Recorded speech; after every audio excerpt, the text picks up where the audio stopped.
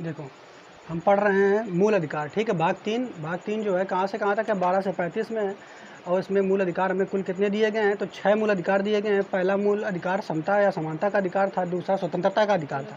स्वतंत्रता का अधिकार जो था वो हमारा 19 से लेकर के 22 तक था, ठीक। तो हम यहाँ पे देखेंगे 19 से लेकर के 22 तक, 19 से 21 का तक हम पढ़ चुके हैं, 22वां हमें पढ़ना था, तो उसको पहले देख लेते हैं। उसके बाद अगला मूल अधिकार जो है शोषण के विरुद्ध अधिकार, जो कि 23 और 24 में है, इसको देख लेंगे। तो देखेंगे अनुच्छेद 22 में क्या है, ये जो हमारा है अनुच्छेद 22 स्वतंत्रता का अधिकार, ठीक। तो स्वतंत्रता का अधिकार देखो, गिरफ्तारी के संबंध में संरक्षण। तो गिरफ्तारी यानी किसी व्यक्ति को अगर गिरफ्तार किया जा रहा है, मतलब उसने अपराध किया होगा, तो अपराध के संबंध में संरक्षण जो है वो हम कब कहाँ प्राप्त कर चुके हैं, अनुच्छेद 19 में, ठीक है। देखो इधर 20 में प्राप्त किया, 20 में प्राप्त किया था, और 21 फिर उसके बाद छोड़ के 22 में तुम्हारा क्या है, गिरफ्तारी। यानी 20 में अपराध है, ऐसे याद कर लो, 20 में अपराध है और वो 21 में क्या है, गिरफ्तारी। 20 में अपराध के संबंध में संरक्षण है और 21 में गिरफ्तारी, ठीक है। तो गिरफ्तारी के संबंध में संरक्षण क्या है, तो इसमें दो तरीके से संरक्षण मिलता है। पहला है इसको, पहला ये है दंडात्मक और दूसरा है निवारक निरोध, ठीक। दंडात्मक निवारक निरोध। इसमें देखो पहला क्या है, इसके तहत क्या दिया गया है कि मान लो अगर किसी व्यक्ति को गिरफ्तार किया जा रहा है, तो अगर उसने कोई अपराध किया है, संज्ञेय अपराध किया या असंज्ञेय अपराध किया है। असंज्ञेय अपराध वैसे होते हैं, मान लो कोनो को तुम ठीक है मार दो, डंडे से मार दो, ठीक। उसके बाद चोट वोट पहुँचा दो या गरिया दो, ठीक है। तो ये अगर काम करोगे तो वो असंज्ञेय अपराध है, मतलब ज़्यादा संगीन जुर्म आपने नहीं किया है, नॉर्मल जुर्म है। तो ऐसा अगर नॉर्मल जुर्म होता है तो उसी के अंतर्गत ये सब चीज़ें आते हैं।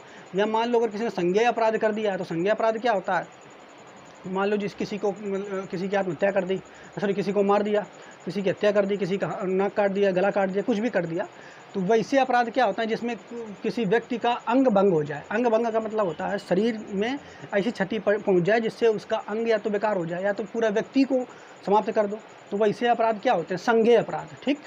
तो अगर असंज्ञेय अपराध है, तो असंज्ञेय अपराध में क्या है, व्यक्ति जो है, ठीक है, ये पूछ सकता है कि आप हमें क्यों गिरफ्तार कर रहे हो, ठीक, वो बता देगा। समझ पा रहे हो कि नहीं, पुलिस वाले जो है पकड़ने आएंगे बता देंगे। और इसमें क्या है, असंज्ञेय जो अपराध होते हैं, ठीक है, इसमें क्या होता है, असंज्ञेय अपराध उसमें वारंट नहीं आती है, असंज्ञेय अपराध मतलब जो कम संगीन जुर्म है। लेकिन जो संज्ञेय अपराध होते हैं उसमें वारंट जो है बन के व्यक्ति की आती है, ठीक। समझ पा रहे हो कि नहीं। इसके अलावा अगर मान लो व्यक्ति ने संज्ञेय अपराध किया है, तो अपराध करने के बाद पुलिस पकड़ के ले गई, तो पुलिस पकड़ के अगर ले गई तो उसको क्या होता है, 24 घंटे में, 24 घंटे के अंदर पुलिस को उसको क्या करता है, अपराधी को कोर्ट के समक्ष प्रस्तुत करना होता है। 24 घंटे के अंदर, मतलब 24 घंटे हो जाए, 24 घंटे में क्या करना होता है, कोर्ट के समक्ष प्रस्तुत करना होता है अपराधी को। अब मान लो कोनो अपराधी जो है, अब इसमें लेकिन है क्या कि जैसे मान लो जिस समय कोई जो अपराधी है पकड़ करके थाने में आएगा, तो जिस समय आएगा तो जहाँ से पकड़ करके आते तो आवागमन का समय नहीं जोड़ा जाएगा। आवागमन का मतलब समझ रहे हो, यहाँ से जिसने जहाँ पे अपराध किया वहाँ से पुलिस पकड़ के लाई, तो जब पुलिस पकड़ के थाने में जिस समय उसको लाएगी, तो जिस समय लाएगी उस समय से समय काउंट होगा, और जब तक वो थाने में रहा वो वाला समय काउंट होगा।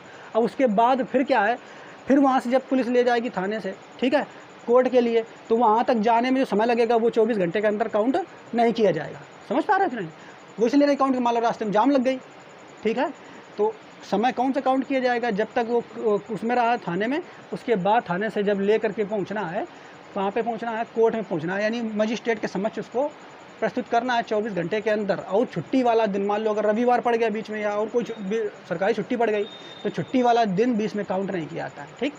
तो यानी इसमें क्या है, पुलिस जो है अगर किसी व्यक्ति को गिरफ्तार करेगी तो उस व्यक्ति को ये पूछने का अधिकार है कि हमको काहे गिरफ्तार कर रहे हो, ठीक है। और वो देखो, मतलब अगर व्यक्ति के खिलाफ वारंट आ रही है तो उसका मतलब उसने संज्ञेय अपराध किया है। कैसा अपराध किया है, संज्ञेय अपराध किया है। और अगर पुलिस उसको पकड़ने आई है तो पकड़ करके थाने में ले गई, तो 24 घंटे के अंदर उसको मजिस्ट्रेट के समक्ष प्रस्तुत करना होगा। ऐसा नहीं है कि 24 घंटे ज़्यादा आप उसको जेल में रखो, पीटते रहो, ठीक।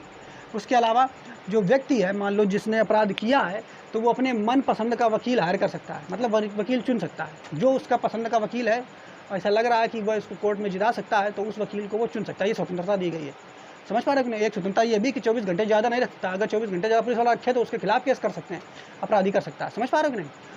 और मान लो वकील, अब मान लो कोई व्यक्ति अगर बहुत गरीब है, अब वो अपराधी है, अब वकील हायर वो कर नहीं सकता, तो क्या सरकार फिर अपनी तरफ से सरकारी वकील उसको देती है, कि आप सरकारी वकील तो उसका केस लड़ेगी, लेकिन होता क्या, सरकारी वकील जो जनरली केस हार जाते हैं वो उतने मन से नहीं लड़ते, क्योंकि सरकार उसमें पैसा देती है, उसको वैसे एक्स्ट्रा लाभ नहीं होता है, तो सरकारी वकील जो है वो केस हार जाते हैं नॉर्मली। ठीक, समझ पा रहे कि नहीं? तो ये वाला समझ में आया कि नहीं? तो इसमें दो अपराध के संबंध में, मतलब गिरफ्तारी के संबंध में जो संरक्षण प्राप्त है वो क्या है कि अगर कोई व्यक्ति अपराध करता है तो उसके खिलाफ वारंट बनेगी, वारंट उसके खिलाफ बनेगी जो संज्ञेय अपराध करेगा। संज्ञेय अपराध हमने आपको बता दिया। उसके अलावा अगर गिरफ्तार किया गया व्यक्ति थाने में जाएगा तो थाने के अंदर 24 घंटे से ज़्यादा नहीं रह सकता है, उसके बाद 24 घंटे के अंदर ही उसको मजिस्ट्रेट के समक्ष प्रस्तुत करना पड़ेगा, न्यायालय में प्रस्तुत करना पड़ेगा। वहीं पे जो है जज साहब वही उसको सज़ा सिखाएंगे। ठीक है, समझ पा रहे हो कि नहीं? देखो, इसके अलावा ये तुम्हारा वकील, तो वकील यानी मनपसंद वकील वो व्यक्ति हायर कर सकता है जिसने जुर्म किया है, अपराधी जो है। ठीक है, समझ पा रहे हो कि नहीं? तो ये संरक्षण प्राप्त है। लेकिन इधर देखो, निवारक निरोध, ये क्या है? यहाँ पे देखिए, यहाँ पे अगर कोई व्यक्ति है तो यहाँ पे देखो, अगर संज्ञेय अपराध किया है तो वारंट के द्वारा गिरफ्तार किया जाएगा।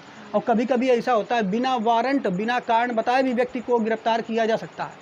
वो ऐसा, मान लो कोई व्यक्ति अपराध होने वाला, अपराध से पहले के संदर्भ में, अपराध होने के पहले संदर्भ में, ठीक, मान लो कौन एक नेता है, अब वो का भड़काऊ नेता है, जनता को भड़का देता है, ठीक है, धर्म के खिलाफ या अन्य चीज़ों के खिलाफ जनता को भड़का देता है, तो क्या होगा, सरकार अगर देखी कि अरे ये तो भड़का रहा है, मान लो अगर हिंदू मुस्लिम में किसी भी पक्ष को भड़का रहा है, तो सरकार को पता है कि अगर ये व्यक्ति, इसके भाषण जो है भड़काऊ हैं और ये भड़का रहा है और भड़काने से दंगा फसाद हो सकता है, तो सरकार उसको पुलिस को अनुमति दे सकती है कि आप इसको बिना वारंट के भी पकड़ सकते हो। मतलब कोई कारण बताए, बिना कारण बताए, बिना उसको दलील किए आप उसको पकड़ सकते हो। ऐसे व्यक्ति को जिसको शक के संदेह में, समझ रहे हो, मान लो कि इसके रहने से अपराध हो सकता है, तो ऐसे व्यक्ति को बिना वारंट, बिना कारण बताए उसको पकड़ा जा सकता है। समझ पा रहे हो? लेकिन इसको अधिकतम जो है इधर, हाँ, इसको अधिकतम जो है 3 महीना के लिए, मतलब 3 माह के लिए ही इसको नज़रबंद कर सकते हैं। नज़रबंद का मतलब समझ रहे हो? अभी बता रहे हैं। नज़रबंद का मतलब, मान लो जो अभी जब धारा 370 हटाई गई थी, तो धारा 370 जब हटाई गई थी तो कश्मीर में जो कश्मीर के मुख्यमंत्री थे, ठीक है, तो क्या उसका नाम था, महबूबा कुछ करके नाम था ना, ठीक है, महबूबा थी, तो वो जो मुख्यमंत्री थी तो वो भड़काऊ भाषण दे रही थी वहाँ के लोगों को। अब अगर वो वहाँ पे बनी रहती, मतलब उसको नज़रबंद ना किया जाता, तो वह क्या है, लोगों को भड़का देती है, वहाँ दंगा फसाद बहुत ज़्यादा हो जाते हैं। तो हुआ क्या कि सरकार ने क्या किया, उसको नज़रबंद कर दिया। नज़रबंद का मतलब है कि उसको जो फ़ोन की जो किसी से बात करने की अनुमति नहीं थी, वो टीवी भी नहीं देख सकती थी, वो घर के अंदर ही अपने रहेगी और उसके चारों तरफ पुलिस का पहरा रहेगा, घर से बाहर भी नहीं निकल सकती है। जो भी काम है उसकी पूरी फैमिली को ना किसी से मिलने दिया जाएगा, ना कुछ करने दिया जाएगा 3 महीने तक। अब भैया सरकार ने क्या धारा 370 हटा दिया, और ऐसे लोग जो भड़का रहे थे वहाँ की जनता को, उनको सबको नज़रबंद कर दिया गया। ठीक है, बिना वारंट के, यानी उनको भी दोषी माना गया कि अगर इनको बाहर निकाल दिया गया तो मुंह से बम छोड़ेंगे। मुंह से बम का मतलब ऐसी बातें बोलेंगे, ऐसे भाषण बोलेंगे, लोग भड़क जाएंगे और दंगा हो जाएगा। ठीक। तो यहाँ पे क्या है, निवारक निरोध में इसका यहाँ पे क्या होता है कि बिना वारंट के जो है पुलिस गिरफ्तार कर सकती है अगर उसको शक हुआ कि आप भड़काऊ भाषण दे रहे हैं, इससे देश की एकता और अखंडता खराब हो सकती है। समझ पाए? क्लियर? तो यहाँ पे गिरफ्तारी के संबंध में संरक्षण आपको समझ में आ गया होगा। क्लियर? और हम कौन सा मूल अधिकार था? ये हमारा दूसरा मूल अधिकार था, स्वतंत्रता का अधिकार। स्वतंत्रता का अधिकार कहाँ से कहाँ तक है? 19 से लेकर के 22 तक। तो 19 में क्या है? अभिव्यक्ति की स्वतंत्रता। 19 में क्या है? अभिव्यक्ति की स्वतंत्रता। 20 में क्या है? अपराध के संबंध में दोष सिद्धि के में संरक्षण। ठीक है। उसके बाद 21 में क्या है? प्राण एवं दैहिक स्वतंत्रता। ठीक है। 21 का काम क्या है? शिक्षा का अधिकार। और 22 में तुम्हारा क्या है? गिरफ्तारी के संबंध में संरक्षण। ठीक, समझ पाए? तो ये दूसरा जो है तुम्हारा मूल अधिकार वो आ गया। अब इसके बाद देखेंगे हम ये तीसरा मूल अधिकार जिसको हम कहते हैं शोषण के विरुद्ध अधिकार। ठीक है। तो शोषण के विरुद्ध अधिकार कहाँ से कहाँ तक है? 23 से 24 तक। शोषण के विरुद्ध अधिकार कहाँ से कहाँ तक है? 23 से 24 तक। बिल्कुल ये अनुच्छेद याद होने चाहिए हमें। अब देखो इसमें देखते हैं, इधर अनुच्छेद 23 और 24 हमने लिख दिया है और इधर उसकी विशेषताएं लिख दी हैं। क्लियर? तो देखें यहाँ पे 23 में क्या किया गया है, देखो इसमें क्या बताया गया है। 3 पॉइंट आपको याद रखने हैं। मानव व्यापार पर रोक, पहला मानव व्यापार पर रोक, ठीक है, दूसरा बलात् श्रम और तीसरा बंधुआ मजदूरी। ठीक, इसका मतलब क्या है कि मानव व्यापार पर रोक, जिसे होता क्या है कि बच्चों को सेल किया जाता है, बेचा जाता है। बात समझ रहे हो?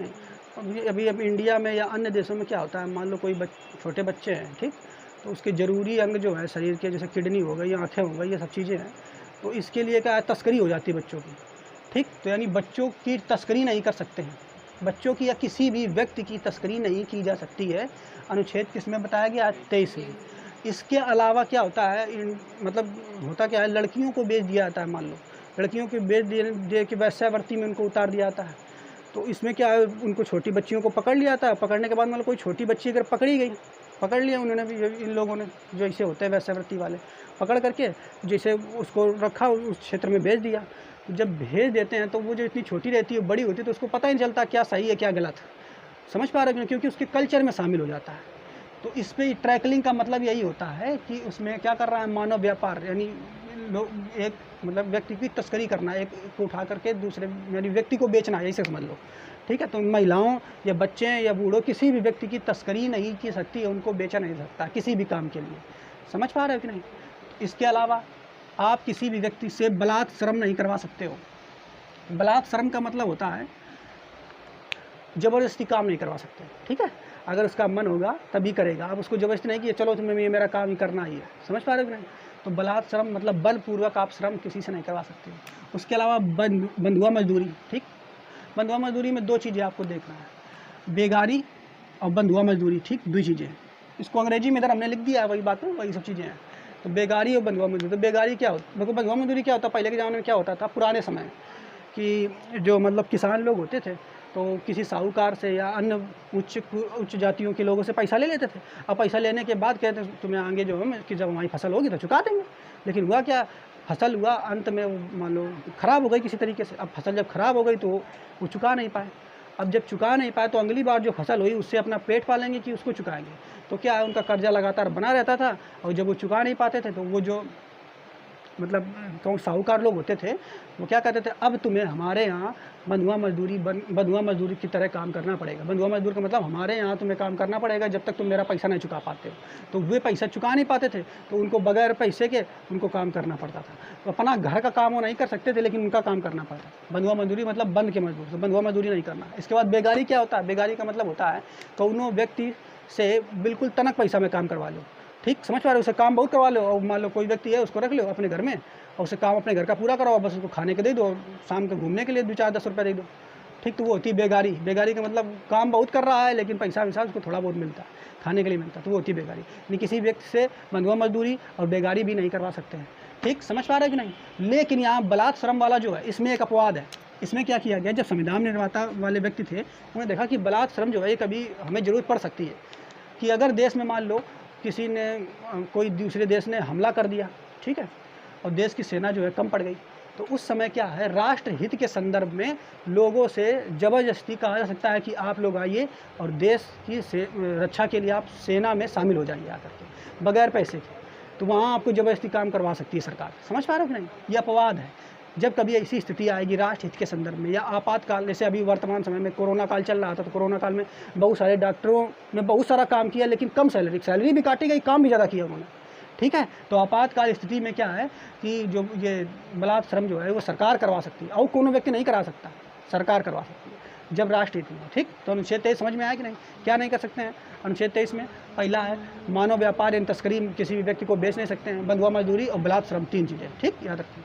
इसके बाद यहाँ अनुच्छेद 24, अनुच्छेद 24 में क्या, 14 वर्ष से कम आयु के बच्चों, 14 वर्ष से जो कम आयु के वर्ष के बच्चे हैं इनको किसी भी काम पर नहीं लगा सकता है, मतलब इनसे काम नहीं करवा सकता है 14 वर्ष के कम आयु के बच्चे। लेकिन आप अपने यहाँ देखो तो 14 वर्ष से कम का वो और कम का 10 साल का बच्चा वो काम करना करते मिल जाएगा, हैं का उस सब्जी में, जहाँ सब्जी मंडी होती है वहाँ धनिया पुदीना बेचते घूम रहे हैं बेचारे, समझ पा रहे हो कि नहीं। तो करवाते हैं काम, नियम बनाए गए हैं लेकिन क्या है उनकी उन नियमों का पालन पूरी तरीके से नहीं होता है, ठीक। तो यहाँ पे देखो जैसे हमारे यहाँ किस किस क्षेत्रों में काम नहीं करवा सकते हैं, तो ये भी दिया गया है। कारखाने में काम नहीं करवा सकते हैं, किसी भी कारखाने में, जहाँ कोई कारखाना क्या होता है, जहाँ कोई चीज़ बन रही हो तो कारखाना होता है।